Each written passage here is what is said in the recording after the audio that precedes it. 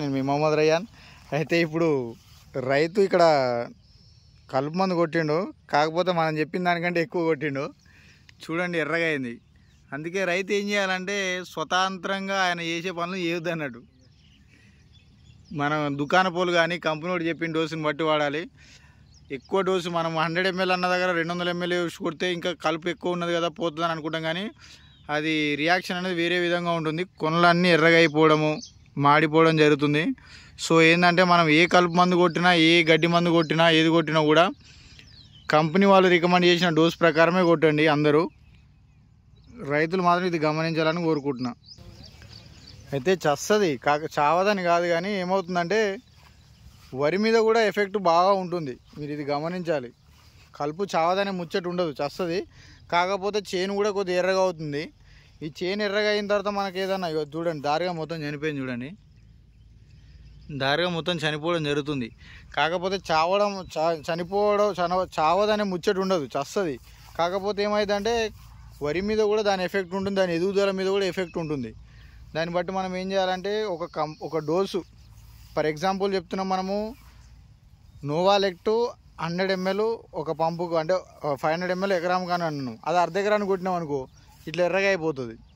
For example చెప్తున్నా, మందు అదే అని కాదు, ఫర్ ఎగ్జాంపుల్ చెప్తున్నా, ఏదైనా ఒక డోసు మనం ఒక ఎకరానికి అన్నప్పుడు అది ఎకరానికే కొట్టాలి. అర్ధ ఎకరానికి కొట్టేసినాం అనుకోండి, ఆ రియాక్షన్ అనేది వేరే విధంగా ఉంటుంది. దాన్ని తట్టుకోవాలంటే మళ్ళీ ప్రాబ్లం అవుతుంది.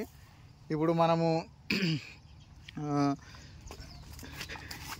ఇప్పుడు ఇట్లా ఎర్రగా అయిందనుకోండి, ఎర్రగా అయిన దానికి మనము చక్కెర నీళ్ళు కొట్టుకున్నాం అనుకోండి, అంటే 2 hours మనం గమనించి చక్కెర నీళ్ళు కొట్టినాం అనుకోండి, ఆ చక్కెర నీళ్ళు కొడితే అది అనేది తొందరగా సెట్ అయిపోతుంది, పొలం అనేది సెట్ అయిపోతుంది.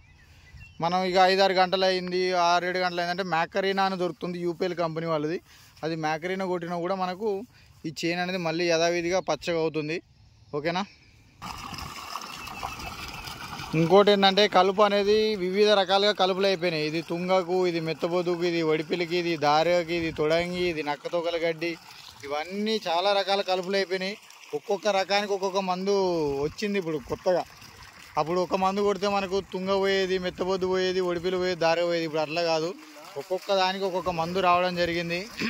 ఇవన్నీ కెమికల్ కలిపి ఒకటే మందు తయారు చేయొచ్చు కానీ చాలామంది అనుకుంటారు. కాకపోతే కెమికల్ అనేది కలవకపోతే రియాక్షన్ వేరే అవుతుంది కాబట్టి సైంటిస్టులు ఆ విధంగా తయారు చేయలేరు.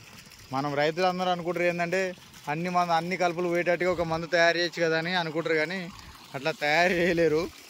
సో ఏంటంటే ఒడిపిలు పోయేది అలా ఉంటుంది, దారిగా పోయేది అలా ఉంటుంది, తుంగ మెత్తబొద్దు ఒడిపిలు పోయేది అలా ఉంటుంది. దేనికి అలాగో దానికి మందు వేరే ఉంటుంది. రైతులు ఇది కూడా గమనించండి.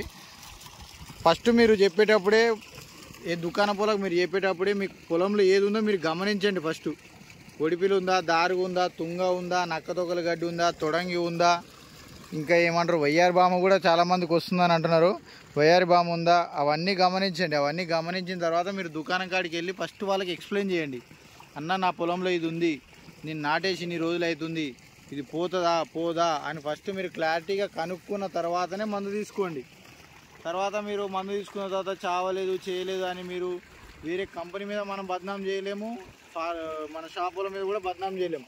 ఫస్ట్ మనం క్లారిటీగా ఉండాలి. కలుపు మన పొలంలో కలుపు ఏముందనేది రైతుకు మాత్రమే తెలుస్తుంది, వాని పొలంలో ఏం కలుపు ఉందనేది. సో రైతు అందరు గమనించండి. ఫస్ట్ గమనించిన తర్వాత మందు తెచ్చుకుని కొట్టండి. ఓకేనా.